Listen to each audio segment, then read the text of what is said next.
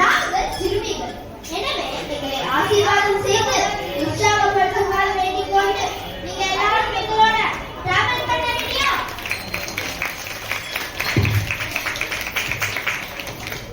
LGM காலனியில் அருள் பாலிக்கும் சுந்தர விநாயகர் கூட எங்களிடம் ரித்திஷா தீக்ஷா எத்தனையோ பேர் இந்த நன்னாளில் என் தந்தையாரும் பெருமைகளையும் திருவிளையாட்டுகளையும் பாடவும் பேசும் பார்த்தும் கேட்டும் ஆனால் உங்க இருவரிடமிருந்து வித்தியாசமாக எதையாவது எதிர்பார்க்கிறேன். செய்வீர்களா? எனக்கும் ஒரே மாதிரி அருளுரைகள் கேட்டு கேட்டு போர் அடித்துவிட்டது என்றார். நாங்களும் சூப்பரா நிகழ்ச்சியை வழங்குகிறோம் என்று வாக்கு கொடுக்கிறோம். இந்த meta AI, Instagram, YouTube AI எல்லாம் எங்கெங்கயோ போய்கொண்டிருக்கும் இந்த ஜென்சி தலைமுறையில் இப்படி ஒரு நிகழ்வா? ஃபேண்டாஸ்டிக்! நடக்கட்டும் இரட்டையர் தர்பார் என்று நேற்று எங்கள் கடலில் வந்து ஆசீர்வதித்தார். நான் பார்த்துக்கோங்களேன். இப்போ என் சகோதரி தீக்ஷா தன் கம்பீரமான குரலில் சுல்தான ஸ்லோகத்தின் முதல் பகுதியை பாடுவார். அதன் பிறகு அந்த ஸ்லோகம் பிறந்த சுவாரஸ்யமான கதையை சொல்கிறார். இப்போ ஓவர் டு தீக்ஷா. जटाटवी गलज्जल प्रवाह पावितस्थले कलेवरम्यरम्बिताम्बुजङ्गतुङ्गमालिका टमटमट्टमट्टमन्निनादवट्टमद्वयम् चकारचण्डताण्डवं तनोतु न शिव शिवं शिवं शिवम्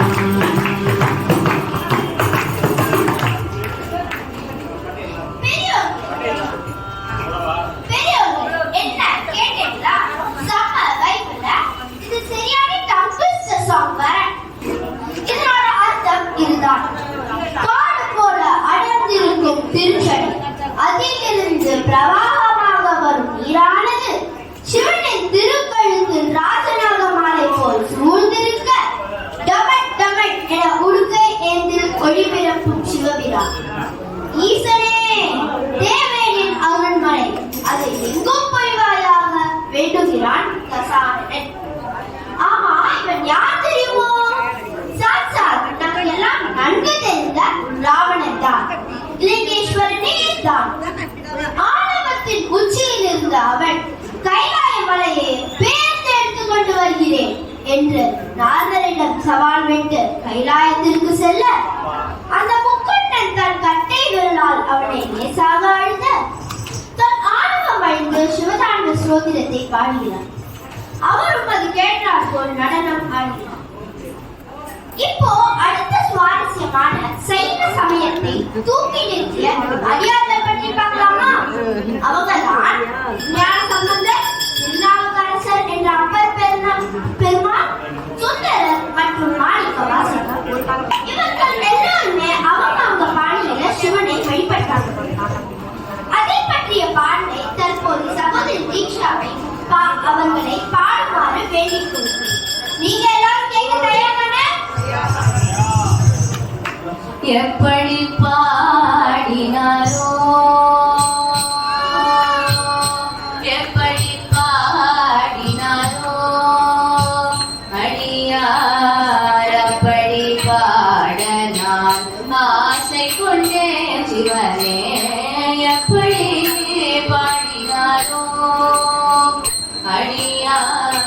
எப்படி பாட நான் ஆசை கொண்டேன் சிவனே எப்படி பாடினாரோ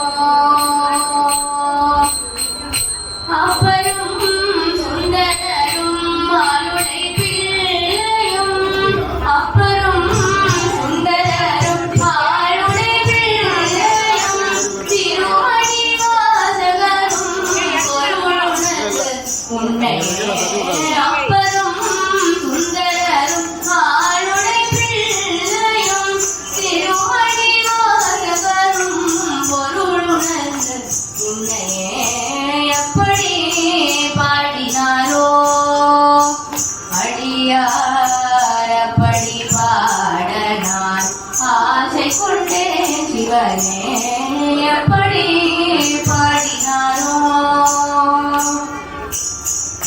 குருமணி சங்கரரும் அருமை தாயுமானாரும் குருமணி சங்கரரும் அருமை தாயுமானாரும் அருணகிரிநாதரும் அருள்ஜோதி வள்ளலும் அருணகிரிநாதரும் அருள்ஜோதி வள்ளலும் கருணை கடல் பெருகி காதலினால் முருகி கருணை கடல் பெருகி காதலினால் முருகி கனித்தமிழ் சொல்லினால் இனிதுணை அருகி கருணை கடல் பெருகி காதலினால் முருகி கனித்தமிழ் சொல்லினால் இனிதுணை அருகி எப்படி பாடினாரோ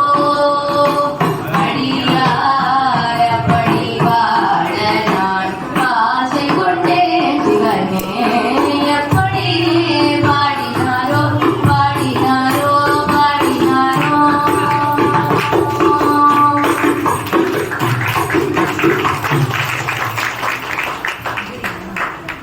As usual, செம்ம வைபுல. எப்படியெல்லாம் பாடி வச்சுட்டு போயிருவாங்க நம் முன்னோர்கள். இந்த பாணி என்று ஒன்று சொன்னல, அதுக்கு ஒரு உதாரணம் பார்க்கலாமா? நம்ம வீட்டுல மைசூர் பாகு அம்மா ஒரு மாதிரி செய்வாங்க. பாட்டி ஒரு மாதிரி, அது ஒரு மாதிரி. ஆனா அவங்க அல்டிமேட் கோல் மைசூர் பாகு வாயில போட்டா கரையணும். ஆனா அது முக்கால்வாசி நேரத்துல அது ஸ்ட்ராங்கா செங்கல் மாதிரி ஆயிடும். ஆனாலும் அவங்க என்ன ஆசை என்ன மைசூர் பாகு நல்லா வரும். அது மாதிரி தாங்க இந்த நால்வரும் 4 விதமாக ஆளாள கண்ணனை பூஜித்தார்கள். மைசூர் பாகு சரியா வரலனா சோதனை தானே. அதுபோல் அவர்கள் வழிபாடு செய்யும் போது அந்த நீலகண்டன் அவர்களுக்கு சோதனைகள் என்ற டாஸ்க் கொடுக்கிறார். எதுக்கு? அவங்க தான் சின்சியராக தானே வழிபாடு செய்கிறார்கள் தானே அவங்க எண்ணம். ஆனா அந்த 2026லயும் நாம் அவர்கள் பற்றி தெரிந்து கொள்ள ஆர்வம் காட்டுகிறோமே. அதற்கு என்ன காரணம்? அவர்கள் பக்தியும் இறை நம்பிக்கையும் வைராகியமும் அர்ப்பணிப்பும் தான். ஒன்றை மட்டும் நம்ம நல்லா புரிஞ்சுக்கணுங்க. எப்போதுமே முதல் முயற்சியிலே வெற்றி பெறுவதை விட தொடர் தோல்விகளுக்கு பின் வரும் வெற்றி மிக மிக இனிப்பானது, காலத்திற்கும் நிலைத்து நிற்பது. அடுத்ததாக திருஞான சம்பந்தருக்கு சிவபெருமான் ஞானப்பால் தந்து அருள் செய்தார். வேள்வித்தி வளர்த்து எல்லாரையும் கைலாயத்திற்கு அனுப்பிவிட்டு அவரும் செல்கிறார். இவர் வழியை சத்புத்திர மார்க்கம் என்பார்கள். அப்பர் பெருமான் ரொம்ப பாவங்க.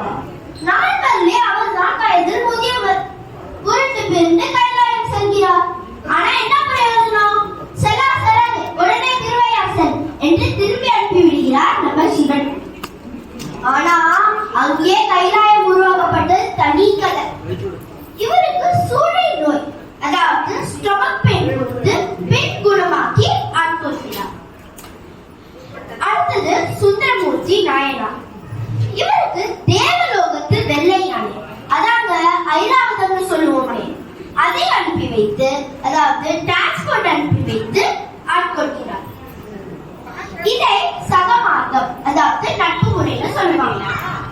நம்ம மாணிக்கவாசகர் ஆஹா ரொம்ப சிறப்புங்க. அவர் திருவாசகம் எழுதினார். அதான் நம்ம முதல்லயே 4 வரி பார்த்தோம்ல, யாருக்கும் பொருள் புரியல. கேக்குறாங்க, பாடல் பொருள் எல்லாமே அந்த அர்த்தநாரீஸ்வரர் தான் சொல்லி இறைவனோடு ஐக்கியமாகி விடுகிறார். இது சன்மார்க்கம். எனவே பாலை, சூளை, ஓலை, காலை, அதாவது திருவடி தடுத்து ஆட்கொள்ளுதல். நேரம் கருதி நால்வரில் சுந்தரமூர்த்தி நாயனாரின் சரித்திரம் மட்டும் பார்க்கலாம். அதற்கு முன்பாக சகோதரி தீக்ஷா இறைவனை காணுவது எப்படி? Which is the correct and right time to step into devotion? இது பற்றி பாடல் மூலம் சொல்ல போறாங்க. வாங்க கேட்கலாம். இசை பாடல்களை தயாரா? காண வேண்டாம்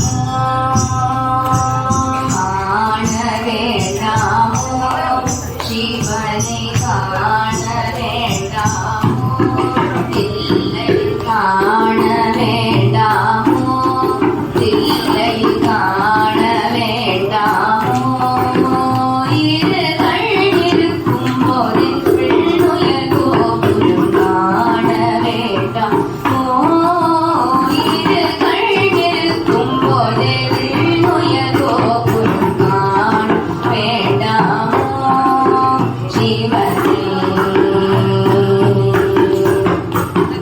வீழில் புலரை சுற்றி சுற்றி வந்தாய், வீழில் புலரை சுற்றி சுற்றி வந்தாய், வேதினி போற்றும் சிதம்பர தேவன். வீழில் புலரை சுற்றி சுற்றி வந்தாய், வேதினி போற்றும் சிதம்பர தேவன் காண வேண்டாம்.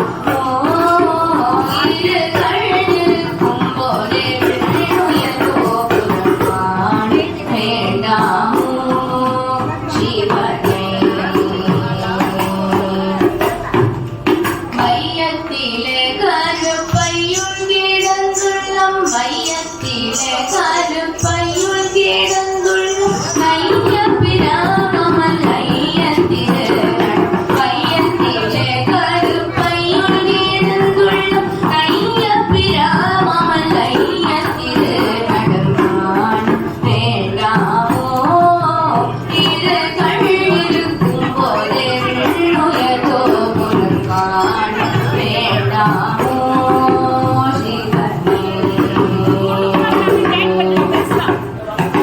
ஓட்டை சடலம் ஒடுங்க வெற்றெலும்பு, ஓட்டை சடலம் ஒடுங்க வெற்றெலும்பு, கூட்டில் இருந்துயிர் ஓட்டம் பிடிக்கும், ஓட்டை சடலம் ஒடுங்க வெற்றெலும்பு, கூட்டில் இருந்துயிர் ஓட்டம் பிடிக்கும் காண வேண்டாம். இரு கண் இருக்கும் போதே உயர் கோபுரம் காண வேண்டாமோ, சிவனே.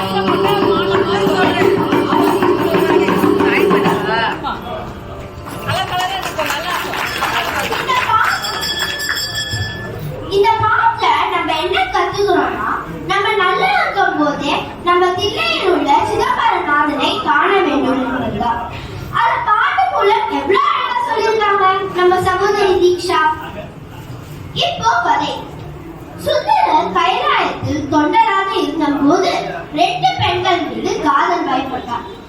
இது தெரிந்த சிவபெருமான், நீ நேராக பூலோகம் செல், இல்லறம் நடத்து, சரியான சமயத்தில் நான் வந்து உன்னை தடுத்து ஆட்கொண்டேன்.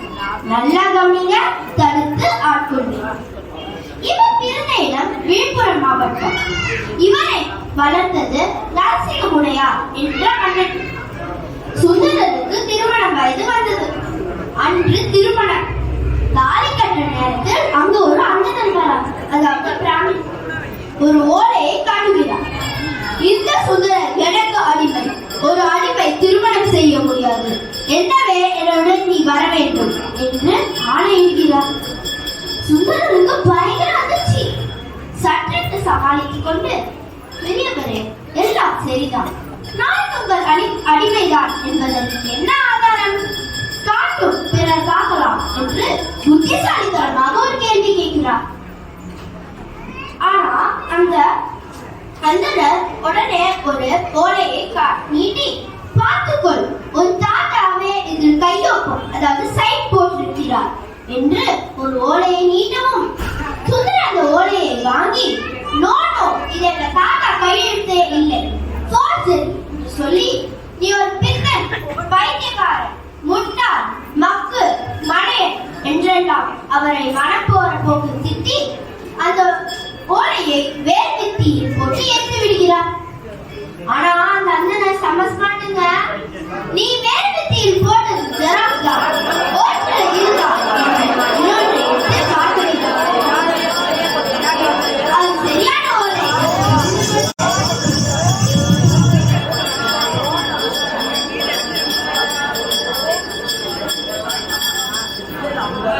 அது சரியான ஓலை என்று புரிந்து கொண்டு பின் அந்தனரும் சுந்தரரும் கோவிலுக்குள்ள போறாங்க.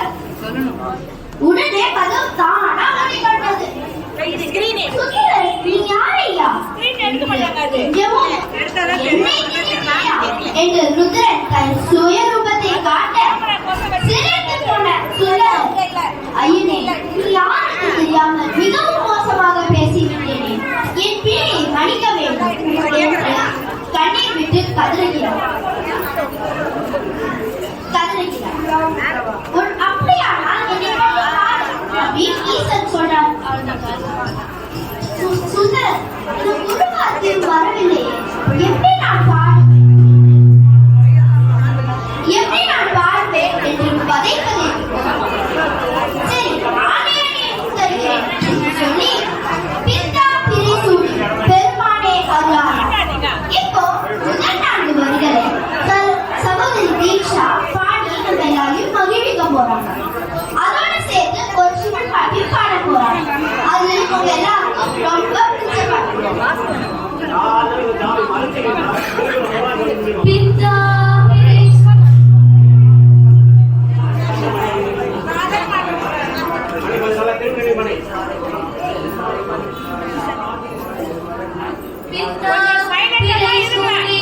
பெருமானே அருளார்,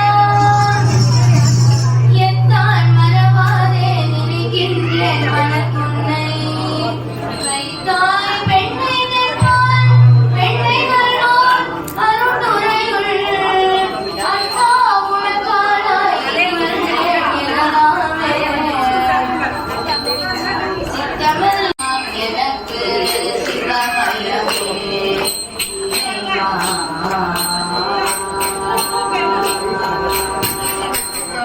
சித்தமெல்லாம் எனக்கு சிவமயமே. சித்தமெல்லாம் எனக்கு சிவமயமே, சேவித்த கரங்களுக்கு பிள்ளை பயமே. சித்தமெல்லாம் எனக்கு சிவமயமே, சேவித்த கரங்களுக்கு பிள்ளை பயமே. சித்தமெல்லாம் எனக்கு சிவமயமே, பக்தி பெருகி என்ன ஊனுருக பரவசத்தில்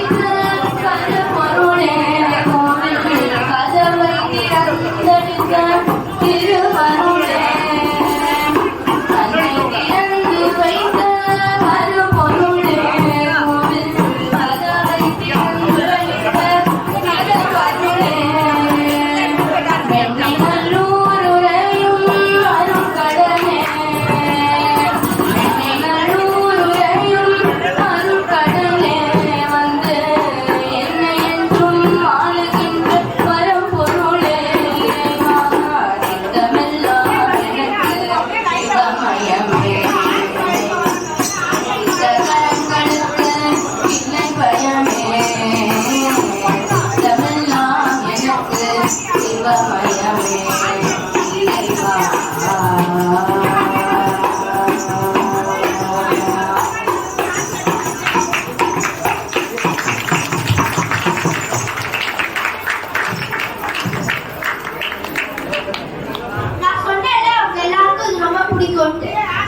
சரி, இது எங்க நடக்குது தெரியுமா? அதான் பாட்டிலே சொல்லிட்டாங்கல்ல. விழுப்புரம் மாவட்டம் திருவெண்ணைநல்லூர். ஈசன் பேர் கிருபாபுரீஸ்வரர், தாயார் மங்களாம்பிகை. இது என்ன விசேஷம்னா, இப்பவும் இந்த கோவிலில் சுந்தரர் கேஸ் நடந்த இடம், அதாவது வழக்கு தீர்த்த மண்டபம் என்ற பெயரில் உள்ளது. நமக்கும் வழக்கு பிரச்சனை எல்லாம் இருந்தால் இங்க பிராது கொடுக்கலாம்.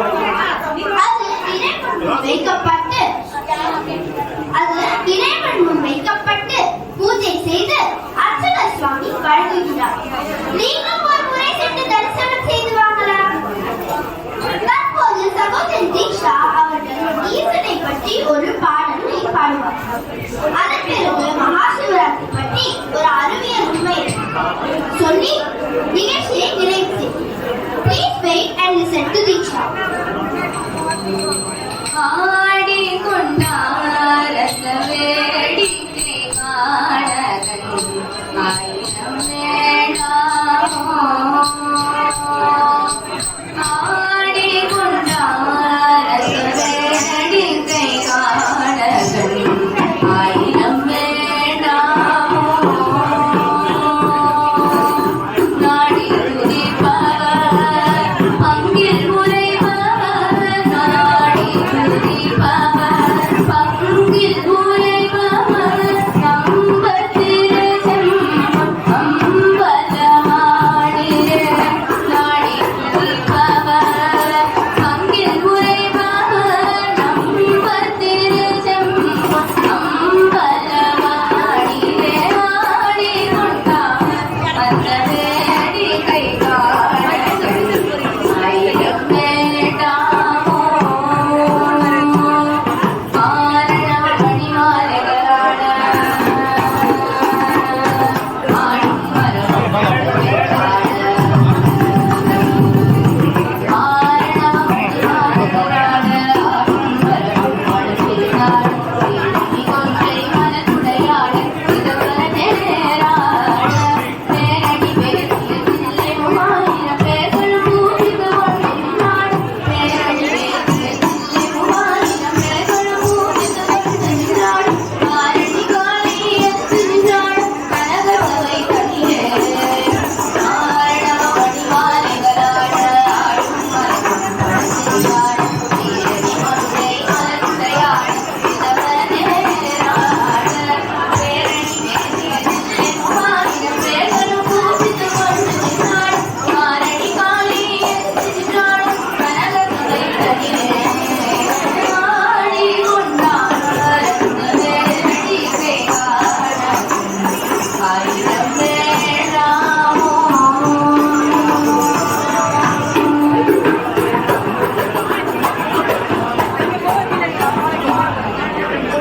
சூப்பரா இருந்ததுல. பெரியவர்களே, இப்போ உள்ள காலகட்டத்தில் நம் பூஜை மற்றும் பூஜைகள் மற்றும் வழிபாடுகள் ரெண்டு நேரமாக மாற்றிக்கொண்டு வருகிறோம்.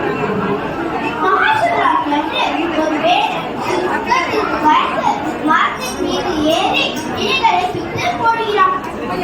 அதன் பிறகு அவன் ஆழ்ந்து இறந்து போகிறான். மேலே அவனுக்கு சொந்தத்துக்கு கேட்பார் கொடுக்கிறாங்க. நல்லா கவனிங்க. ஒரு வேடன், அதாவது உயிர்களை கொல்லும் ஒரு வேடனுக்கு சொர்க்கத்துக்கு கேட்பாஸ் கொடுத்துறாங்க. யமதர்மராஜாவுக்கு செம்ம கடுப்பு. சித்திரகுப்தரை அழைத்து விளக்கம் கேட்கிறார். சித்திரகுப்தா, உனக்கு கண்ணு சரியா தெரியவில்லை நினைக்கிறேன். எப்படி உயிர்களை கொல்லும் ஒரு வேடனுக்கு பாவக்கணக்கு பூஜ்யம் என்று இந்த அனுமதி கொடுத்தீர்கள் என்று கத்துகிறார். சித்திரகுப்தன், பிரபு, அந்த வேடன் ஏறி அமர்ந்த மரம் வில்வ மரம். அவன் பயத்தில் அந்த மரத்தினுடைய இலைகளை பித்து கீழே போட்டான். அது அங்க இருந்த சிவலிங்கத்தின் மேல் விழுந்தது. அன்று மகா சிவராத்திரி. மாலை 6 மணியிலிருந்து காலை 6 மணி வரை அவள் பட்டினி.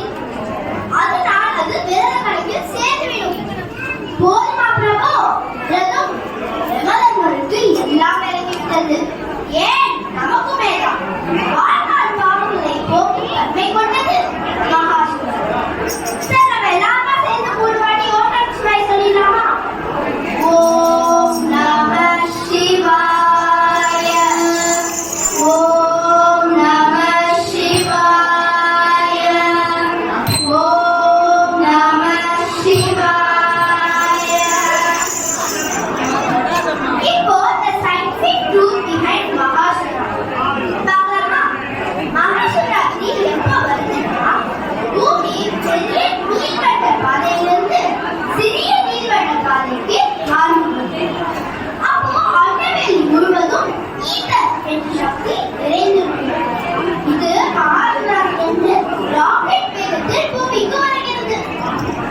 அதனால்தான் இந்த நேரத்தில் நாம் விழித்திருந்து முதல் தட்டை நேராக வச்சிருந்து தியானம் செய்தால் அந்த ஈதர் சக்தியானது நம்ம உச்சந்தலையில் உள்ள பீனியல் கிளாண்ட்ல நம்மை நாமே வாழ்த்திக் கொள்வது. அப்போ நம்மில் உள்ள வேண்டாமை அனைத்தும் அழைக்கப்படுகிறது. மொத்தத்தில் அலைபாயும் உணர்வுகளை ஒருநிலைப்படுத்தி நம் சிந்தனையை முழுவதும் அந்த சிவத்தின் மேல் நிலைநிறுத்த வேண்டும். இதுதான் வைத்திருப்பதின் நோக்கம். 10 ரூபாய் கூட செலவில்லாமல் நமக்கு நாமே புத்துணர்வு முயற்சி எடுத்துக்கொள்ளலாம். நிறைவாக தீட்சா ஒரு பாடலை பாடுவோம். அனைவரும் கேட்டு மகிழ்ந்து செல்லுமாறு வேண்டிக் கொள்கிறேன்.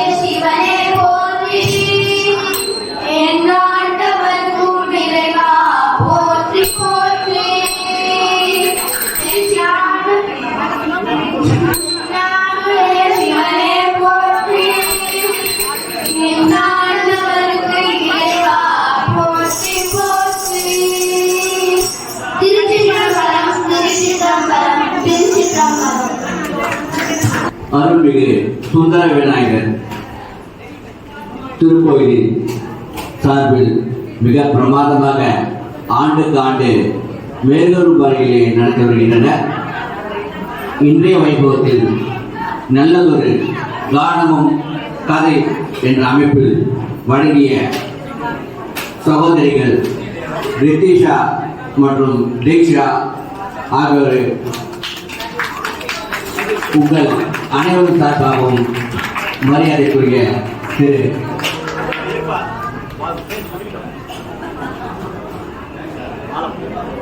மன்றத்தின் அருள்மிகு சுந்தர விநாயகர் கோயில் சேவாதிபதி சங்கத்தின் தலைவர் திரு கோவிந்தராஜன் அவர்கள் பொன்னாடி அணிவித்து கௌரவிக்கிறார்கள். எங்கே விண்ணேற்றோடும் கரகோஷம் எழுப்பி ஊக்கமளித்து உற்சாகப்படுத்துமாறு கேட்டுக்கொள்கிறேன்.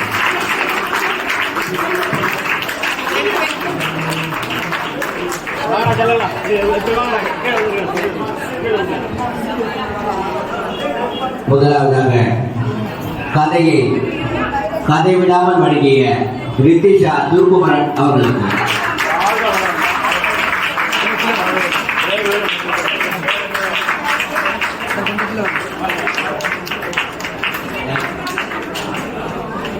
வானம் மகிழும்படி கானம் வழங்கிய தீக்ஷா பாலச்சந்திரன் அவர்கள் திரு பெரியன் அவர்கள் பொன்னாடை வைத்து கௌரவிக்கிறார். ஆசீர்வாதம் வந்து நம்மளுக்கெல்லாம் ரொம்ப பேருக்க விஷயம். அவங்க இப்போ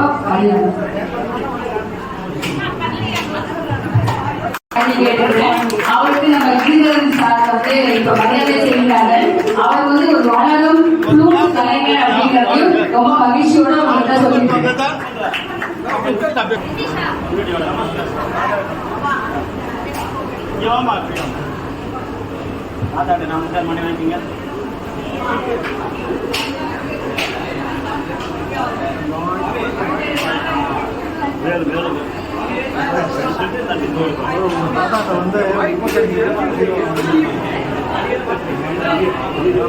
கோயிலா